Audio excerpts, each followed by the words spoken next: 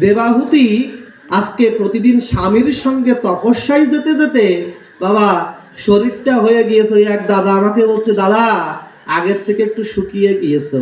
ওরে বাবা, দামোদর মাস গেল, সিদ্ধ সিদ্ধ গিলতে গিলতে মনে করেছে কবে যাবে মাসটা।